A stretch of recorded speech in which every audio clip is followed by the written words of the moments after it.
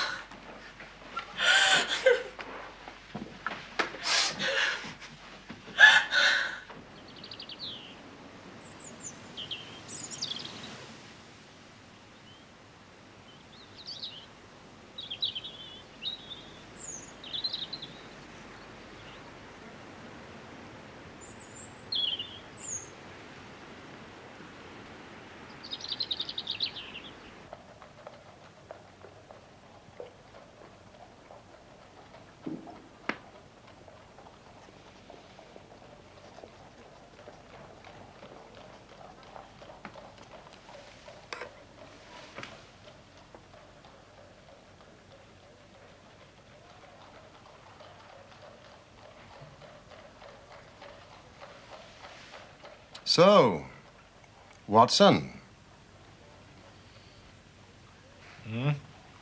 You do not propose to invest in South African securities? How on earth do you know that? Now confess, you are utterly taken aback. I am. I should make you sign a paper to that effect. Why? Because in a few minutes you'll say it is all so absurdly simple. I should say nothing of the kind. You see, my dear Watson, it is not really difficult to construct a series of inferences, each dependent upon its predecessor and each simple in itself. If after doing so one simply knocks out the central inferences and presents one's audience with the starting point and the conclusion, one may produce a startling, though possibly a meretricious effect. I can tell by an inspection of the groove between your left forefinger and thumb that you've decided not to invest your small capital in the goldfields. I can see no connection. Very likely not. But I can quickly give you a close connection. Here are the missing links in the very simple chain. You had chalk between your forefinger and thumb when you returned from the club last night. You put chalk there when you play billiards to ease the cue. You never play billiards except with Thurston. Now, Thurston, you told me 4 weeks ago, had an option on some South African security which expired in a month and which he desired you to share with him. Your checkbook is locked in my drawer, and you have not asked for the key, so you do not propose to invest your money in that manner. How absurdly simple. Quite so. Every problem is absurdly simple when it is explained to you. Pum, pum, pum, pum. Holmes, why are you so cheerful? You're unemployed, you have no case to solve. Now, normally that produces black moods and the infernal lethargy of the cocaine bottle. You have not used the logical principles which I constantly expound. Sherlock Holmes is cheerful, so Sherlock Holmes must have a case. Pah! See what you can make of that, friend Watson. Why, Holmes, it's a child's drawing. Ah, is that your idea? Well, what else should it be? Well, that is what a Mr. Hilton Cubitt of Ridlingthorpe Manor, Derbyshire, is anxious to know. That conundrum came by the first post, and he is to follow by the next train.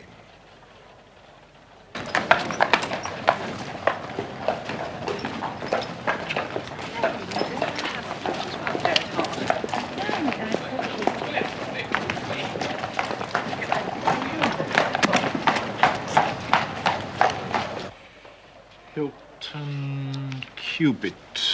No, I have already looked him up, Watson. His family has owned land in Derbyshire for over 500 years, so I presume that Mr. Cubitt is as respectable as he is worthy. With a fresh face, an open countenance, and wearing a brown bowler hat. Oh, no, you cannot possibly know that. Really, Holmes?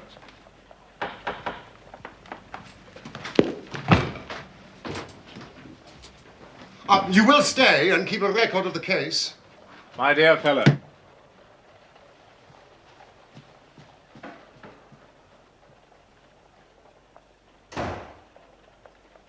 Thank you, Mrs. Hudson. This way, Mr. Cubitt. Mr. Sherlock Holmes. Hilton Cubitt. And this is my friend and colleague, Dr. Watson. Dr. Watson, sir. How do you do? Do sit down, Mr. Cubitt. Thank you. So, what do you make of it, gentlemen? This thing. Have you had time to study it? Absurd little figures dancing in a line is a childish prank. Why do you attach importance to something so trivial? I don't, Mr. Holmes. I never should.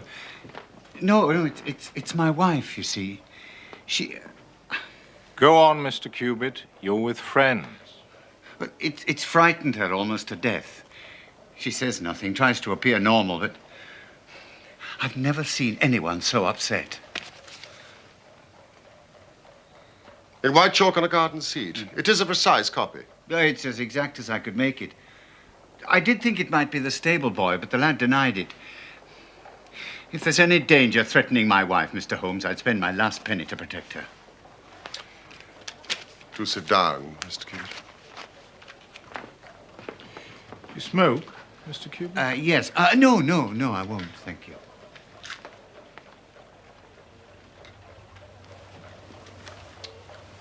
Tell us about your wife, Mr. Cubitt.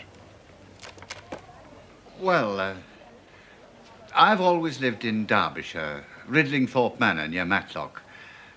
I was a bachelor and thought I'd remain one until 3 years ago I came down to London on a visit.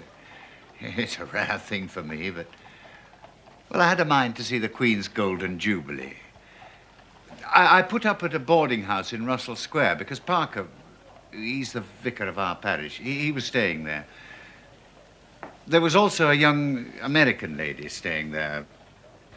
Patrick was her name, Elsie Patrick. Well, we were both alone and we became friends. Did the sights and that. At your expense? Well, certainly not. Are you suggesting... No, he's not, Mr. Cubitt. Not at all. Was this Miss Elsie Patrick in London merely for the Jubilee? No. She'd been here some time. She'd tired of America, traveled about, and finally settled in England. Well, not to make a labor of it, before my holiday was over, I was as much in love as any man ever has been. To my surprise and joy, she reciprocated my feelings, and we were married. Excellent. Quietly, in a register office. You think I'm mad, Mr. Holmes, taking a wife in such a fashion, knowing nothing about her, or... Explain, Mr. Cubitt. And come to the point. Oh, yes. In fact, it was on the very day of our marriage. Nothing could have made me unhappy. Nothing on that day. But now I look back, it was odd. Elsie? There's something I have to say to you, Hilton. We don't want to be late, my dear. I've put it off till now, but I must still give you the chance to change your mind. Elsie. What in the world? Let me finish. And what I say, I do mean. I love you dearly. But you know nothing of my life before we met. I never asked. One of the things which has made me so fond of you. If you marry me, Hilton, I promise you marry a woman who has nothing personally to be ashamed of. But you'll have to take my word for it and allow me to be silent forever as to my life before we met. If that's too much to ask, then you must go back to your Derbyshire and leave me to the lonely life in which you found me. It's little enough to ask, and I shall never let you go. These have been the happiest 3 years of my life. And when did the first cloud cover the sun of this great happiness? You have a way of putting things, Mr. Holmes. And you have a way of prevaricating with your answers, Mr. Cubitt.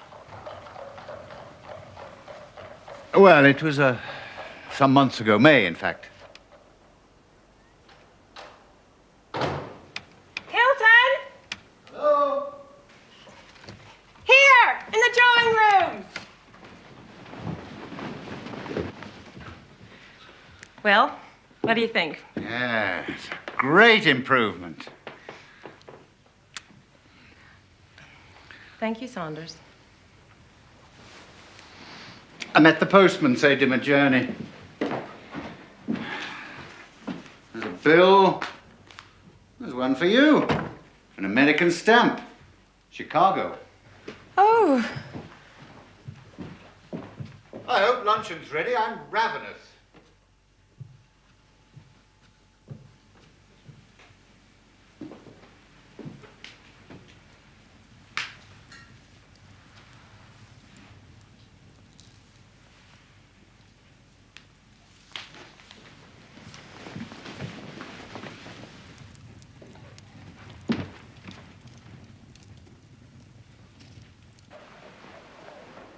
She burned the letter unopened. Yes. I don't know why. Of course you don't. America's her past, and the subject of a solemn promise. Yes, but she's not had an easy hour from that moment. If only she'd trust me. Now, I have every faith in her. You must believe that. Whatever there was in her past, I'm sure it's no fault of hers. And the dancing men. Oh, yeah. Well, I thought she was getting over the letter, and then these drawings appeared. I mean, it's just a childish scrawl, but it made everything worse than before. Well, I couldn't just leave it. And it wasn't the sort of thing I could take to the police, for they would have laughed at me. So I've come to you. Don't you think, Mr. Cubitt, that your best plan would be to make a direct appeal to your wife and ask her to share her secret with you? A promise is a promise, Mr. Holmes. If Elsie wishes to tell me, then she will. But I have no right to force her confidence. However, I do feel entitled to take my own line, and I will.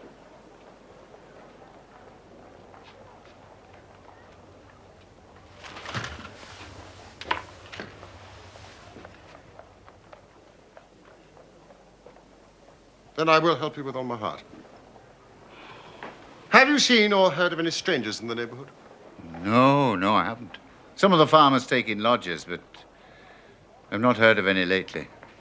Then I suggest that you return to Derbyshire, Mr. Cubitt, and keep a sharp lookout, and make an exact copy of any fresh dancing men that may appear.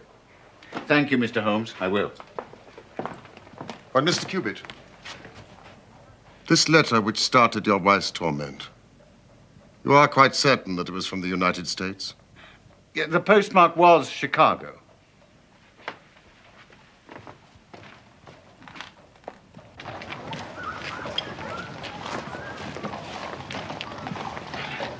Goodbye. And don't worry.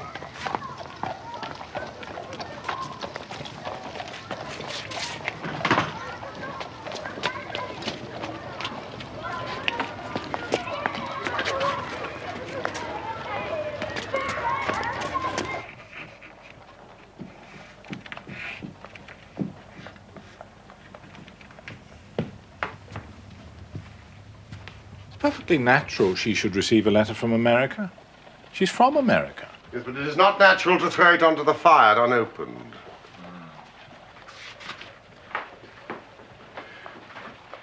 beginning to look like semaphore. You have read my monograph on secret ciphers? Some of it. I found it rather heavy going. It evidently has a meaning. If it is purely arbitrary, it may be impossible to solve. However, if it is systematic, we should be able to get to the bottom of it. But we need more messages, and preferably long ones. Well, I doubt if Hilton Cubitt would agree with that.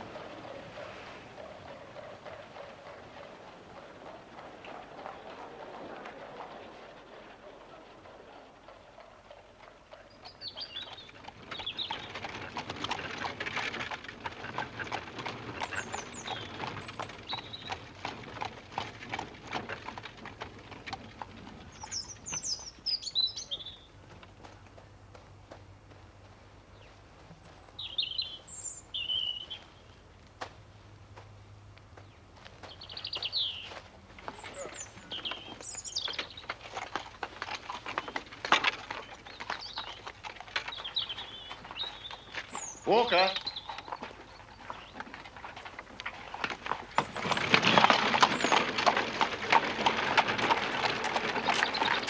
You know anything about this? No, sir. I've not been round the front all day. Has Mrs. Cubitt been out here? I've no way of knowing. Have I? Sir. When I've done this, I want you to wash it off and tell no one about it, and then come to me. I shall have an urgent letter for you to post.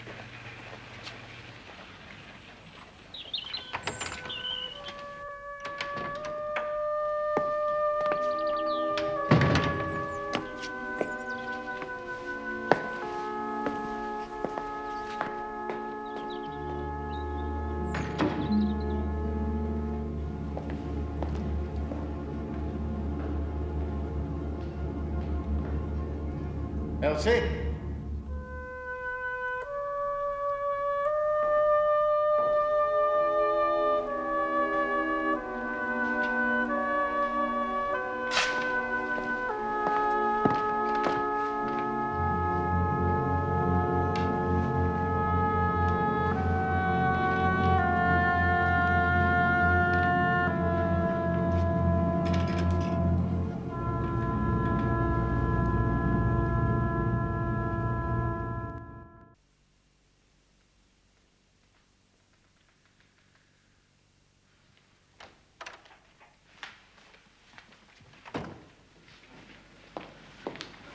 Elsie? What are you doing? I was looking for you. I thought I heard the door. Have you been out today? Out of the house?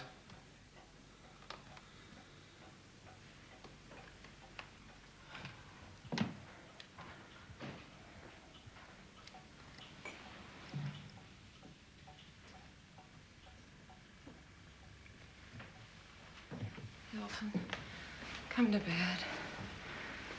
Everything will look better in the morning. Will the drawings look better? Will the dancing men look better? Why do they fuss you so? Fuss me! They're just a joke, a bit of mischief.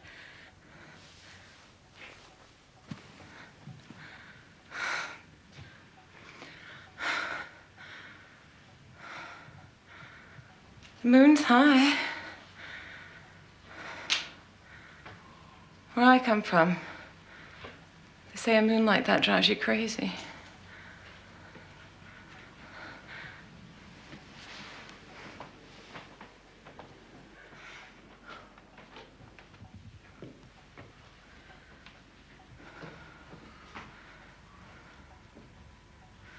Why don't we travel, Hilton? Why don't we go away?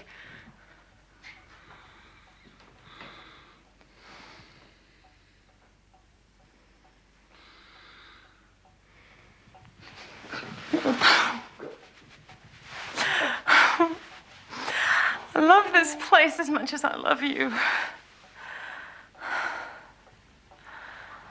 Hilton.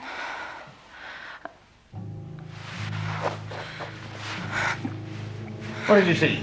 Nothing. Nothing at all. Please, dearest. Hilton, I beg you. There's somebody outside. Hilton! Hilton, wait! You'll come to harm. Or are you afraid he will come to harm?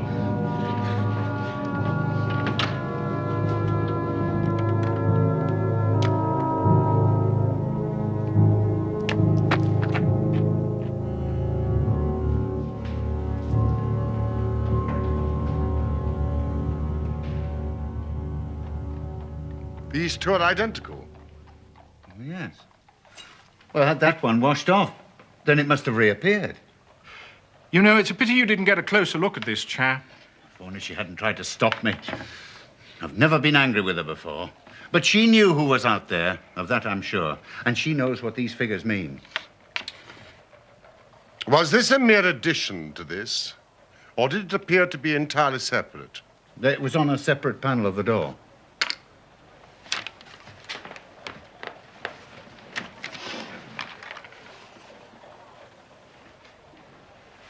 Well, I know what I'm going to do. I shall go home. I shall put half a dozen of my lads in the shrubberies. If this fellow calls again, give him such a thrashing, he'll leave us alone in the future. Well, that would be one way. Mr. Cubitt, this case is too deep for such a simple remedy.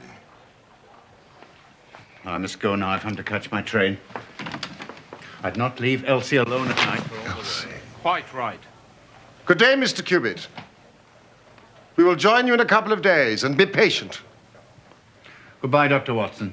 I'll find my own way. Bye. Weren't exactly sympathetic. He doesn't come to me for sympathy.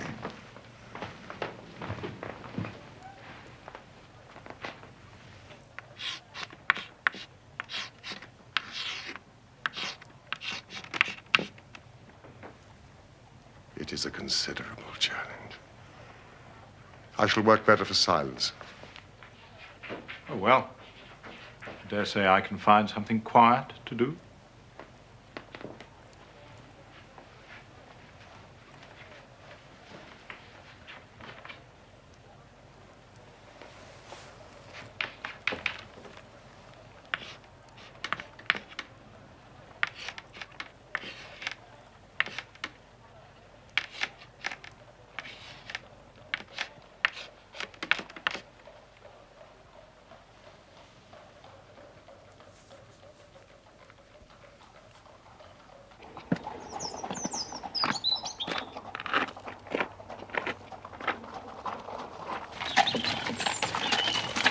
Whoa.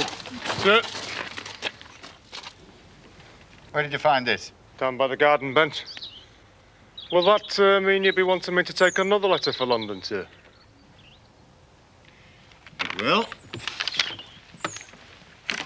I'll have to get a move on if I'm going to catch the last pause. Walker, just do what you're told.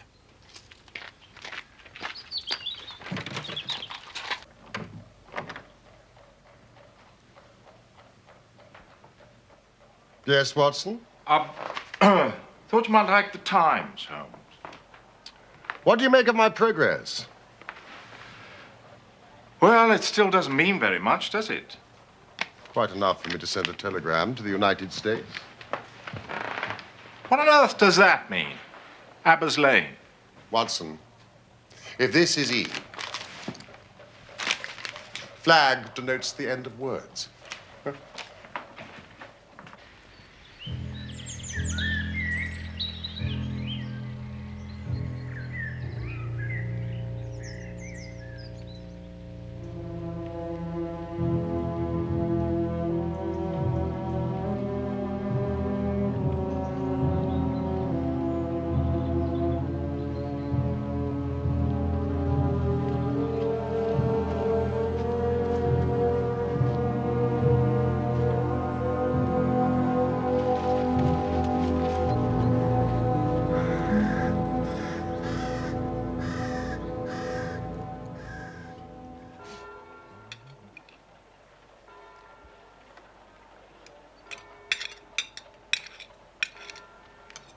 Oh.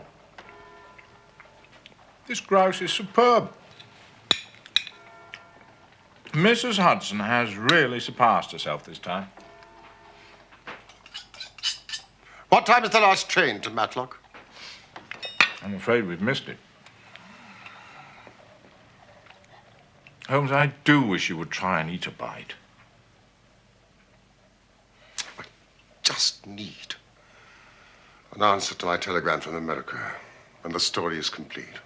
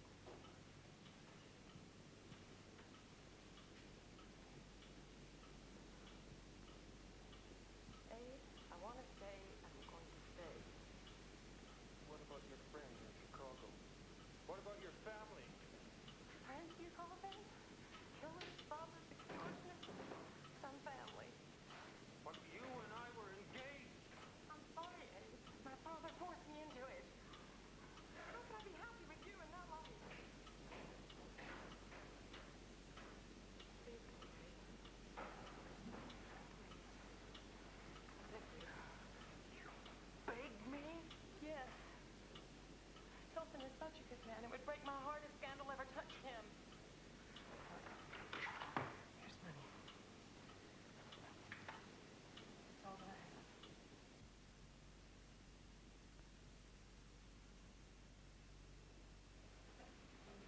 Go.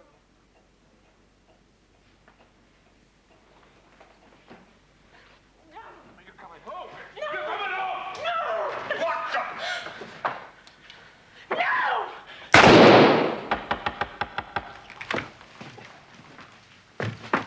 Watson! What the devil's going on?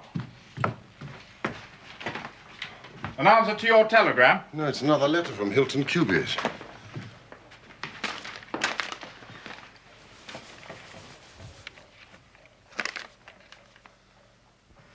Elsie. Prepared.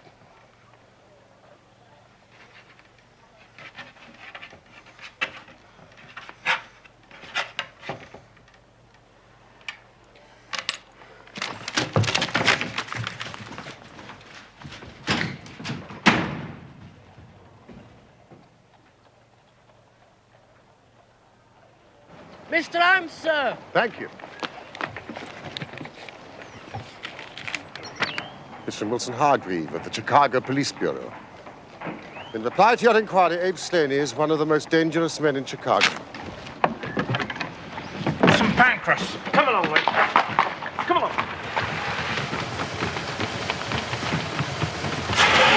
There's a cab. Ridley Thorpe Manor, gentlemen. As fast as you can. How do you know? Expect you're the surgeon from London, sir. I beg your pardon. What makes you... She's not dead yet, sir. You may be able to save her. But she's for the gallows. The gallows? Why, aye, sir. She murdered her husband.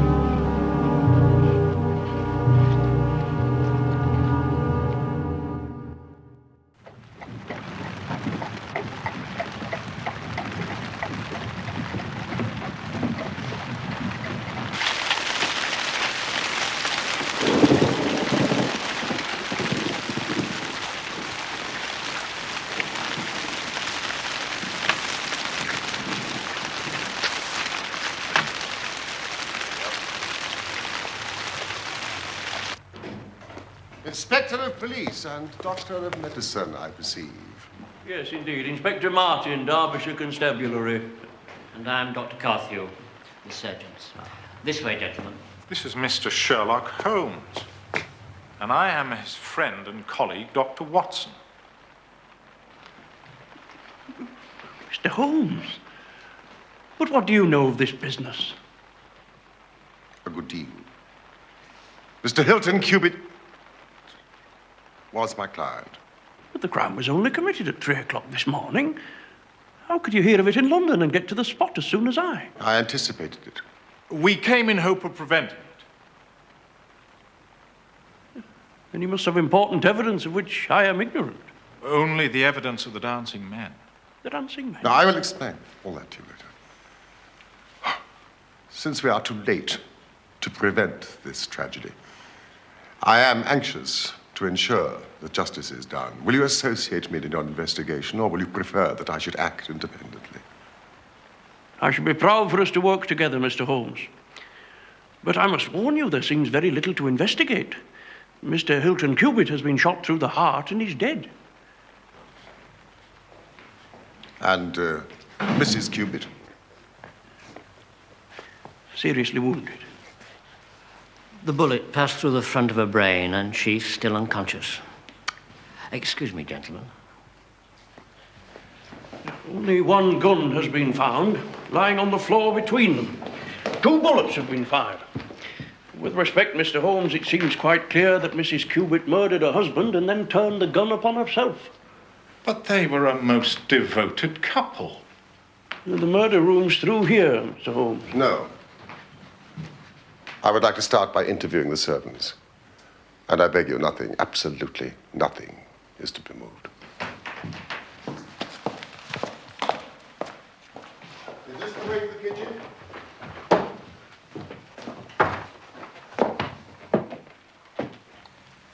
I should think it must have happened about 3 o'clock in the morning, sir.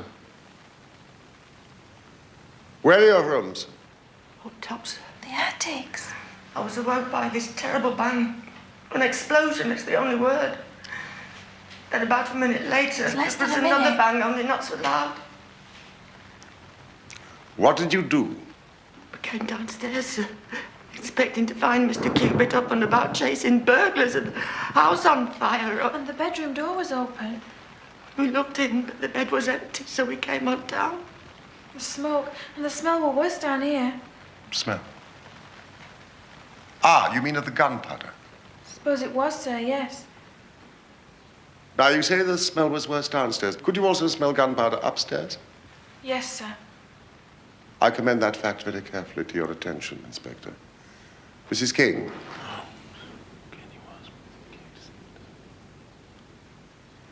Would you like to sit down, Mrs. King?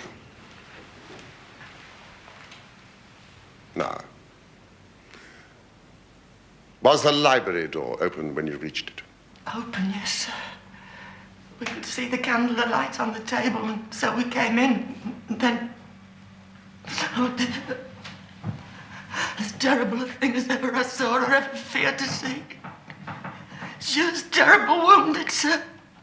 She was moaning and groaning. And she sort of collapsed on the floor, and she hasn't said anything since. Saunders. We moved her up to her bedroom, sir, and sent Fred Walker for the doctor and the police. And there was no sign of a break-in? Or of an intruder? No, sir. And all the doors and windows was locked, as we had left them when we went to bed. Inspector. Oh, yes, sir. I've checked that very thoroughly. Apart from poor Mrs. Cubitt, nothing else has been moved? No, sir. No, we've touched nothing, Mr. Holmes. Thank you, then. I think we can proceed.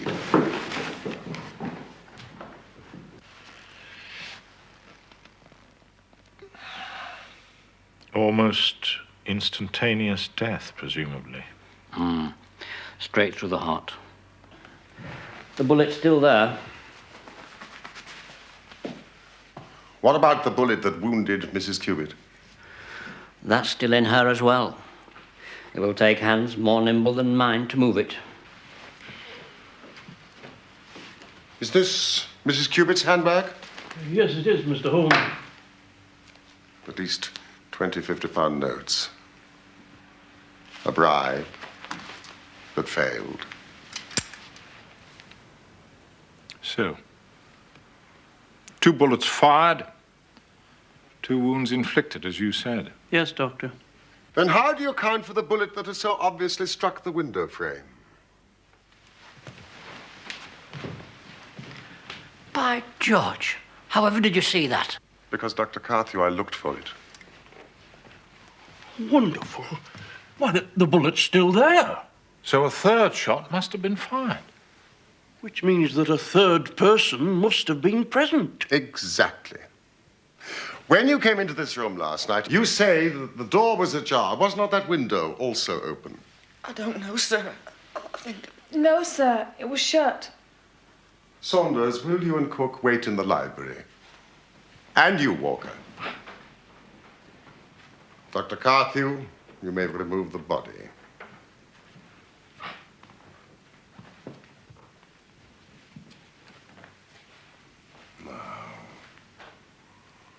It was Mrs. Cubitt herself who shut that window. If Saunders and the cook smelled smoke and gunpowder upstairs, then there must have been a strong through draft. Otherwise, it would not have spread so quickly through the house. We know that door was open. That window, too, must also have been open, but only for a short time. Why only for a short time?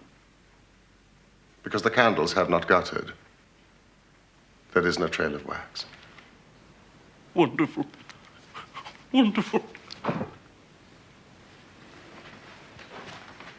If the late Mr. Hilton Cubitt fired the bullet which pierced the window frame, he must have been aiming at someone who was standing either inside or just outside the window. Oh, thank you, Inspector.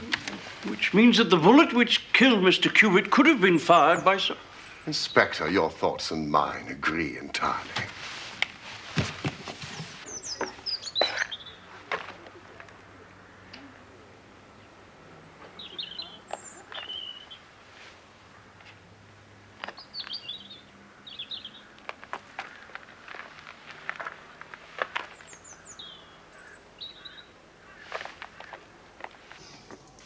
This is the cartridge case of the bullet which killed Mr. Hilton Cubitt.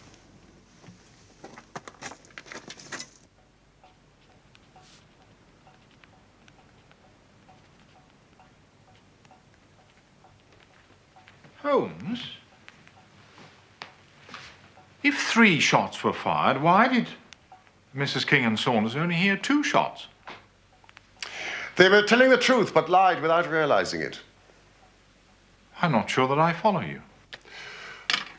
You remember what Mrs. King said? I was awoken by this terrible bang, an explosion. It is the only word. And then, a minute later, there was another bang, but not so loud. The first bang was 2 shots, fired almost simultaneously. One from the window, which killed Hilton Cubitt, and one from Hilton Cubitt, which missed and went into the window frame. And the 3rd shot? The saddest of all, Mrs. Cubitt, self-administered in her despair. Now, do any of you know of an inn in the neighborhood called Elridge's?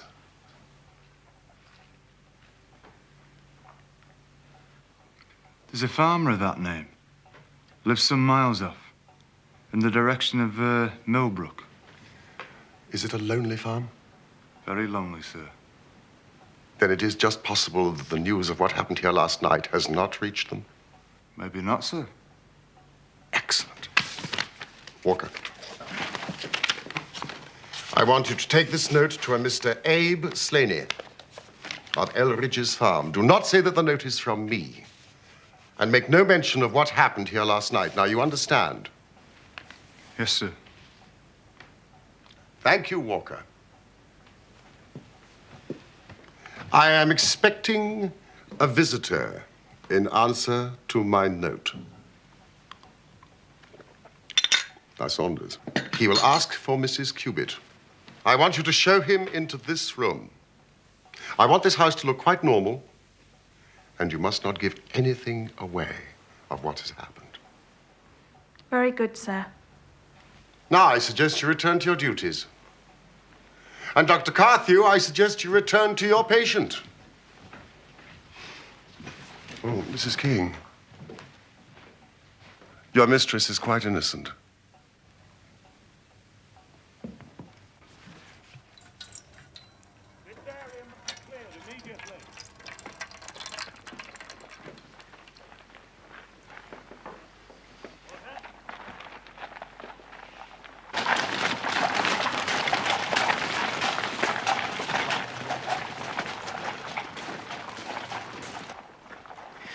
But how did you break the code? Well, you see, the rules which guide us in deciphering all secret writing depend on the fact that E is the most common letter in the English language. So you see, we were very fortunate that Mrs. Cubitt's name was Elsie, and that it featured in the second message, which gave us not only the E, but the L, the S, and the I. Now, next, it seemed likely to us that two of the messages were appeals of some sort to Mrs. Cubitt.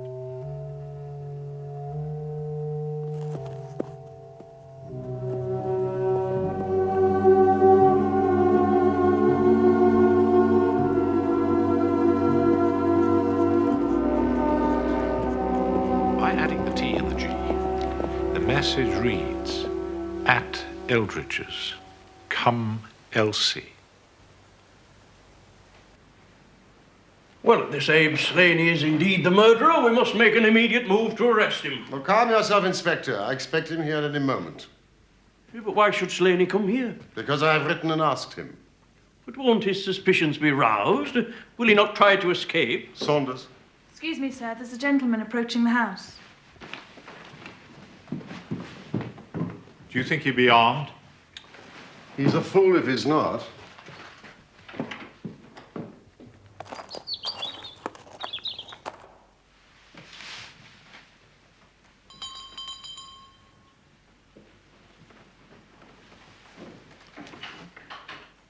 Good day, sir. Is Mrs. Cubitt at home? I'll inquire, sir, if you'll step inside.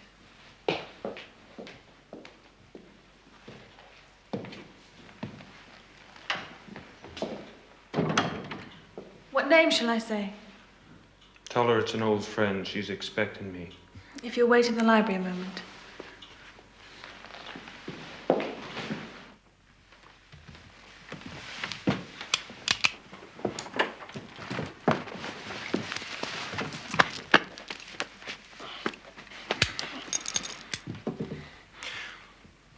Well, gentlemen, it looks like you've got the drop on me, but what the hell is going on?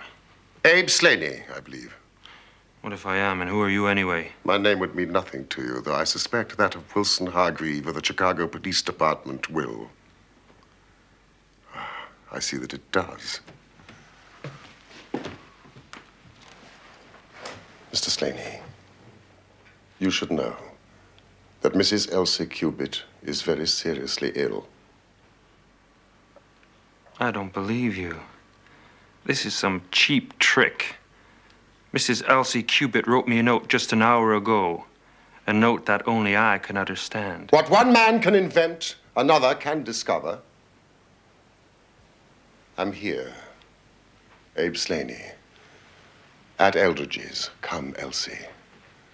And your last note to her, Elsie, prepare to meet thy God. And this?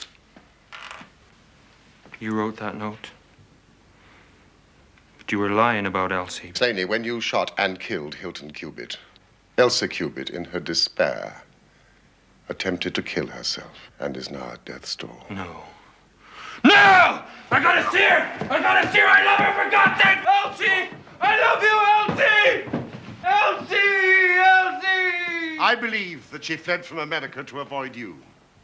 Because you followed her and made her life a misery, she now lies under grave suspicion of murdering the husband she loved. The least you can do is to clear her of that. I guess the very best case I can make for myself now is to tell you the absolute naked truth. It is my duty to warn you that it will be used against you. I guess you probably know that Elsie's father's the most powerful man in Chicago. One of the most powerful criminal men in Chicago. It was he who invented the dancing man. We used it as a code in the old days. I've known Elsie since she was a child. She was promised to me. I may have threatened her, but I wouldn't have touched a hair on her pretty head. But you're right. She hated the whole Chicago business. That's why she ran away to Europe. It was only after her marriage to this Englishman that I was able to find out where she was. I wrote to her, but I got no answer. She burned your letter. She was happy in her new life in Derbyshire. I came here to England to take her home. I sent her notes. I did everything I could to coax Elsie away. Then my temper got the better of me and I began to threaten her. But yesterday, she sent me a letter. She said she would come down when her husband was asleep and speak to me through the end window.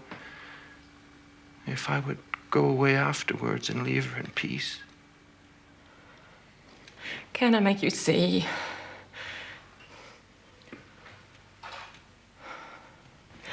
I've never been so happy as I've been here with him.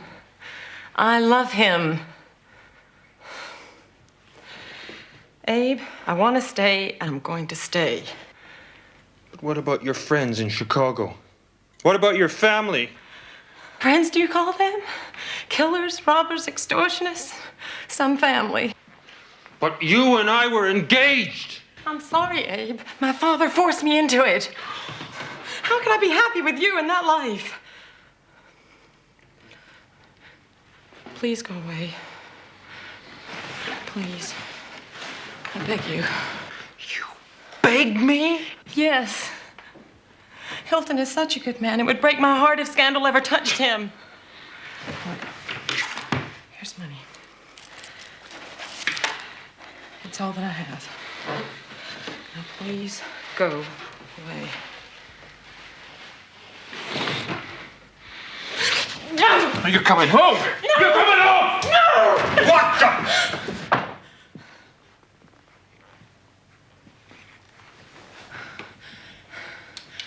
No!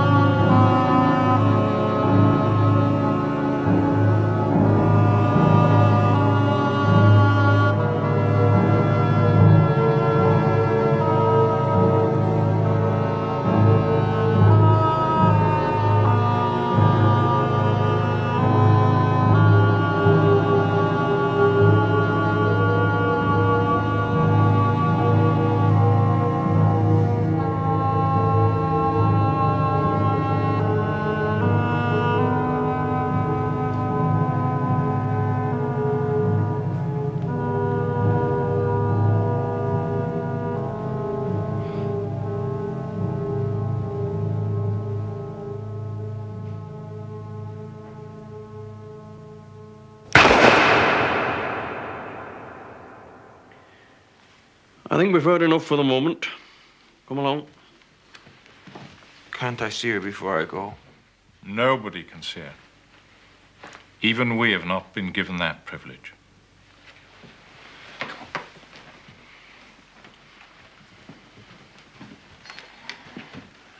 Mr. Holmes, I hope that if ever again I have an important case, I shall have the good fortune to have you by my side. Good afternoon, and thank you.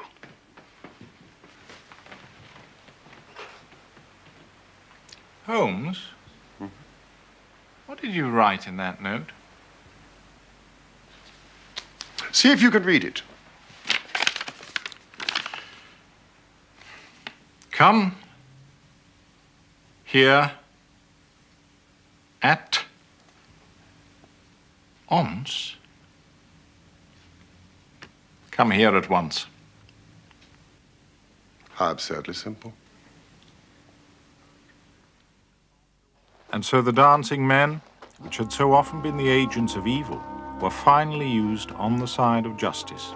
Abe Slaney was condemned to death at the Derby Assizes, but his sentence was changed to penal servitude in consideration of mitigating circumstances, in the certainty that Hilton Cubitt had fired the first shot. Mrs. Cubitt made a complete recovery and lives still at Ridlingthorpe Manor.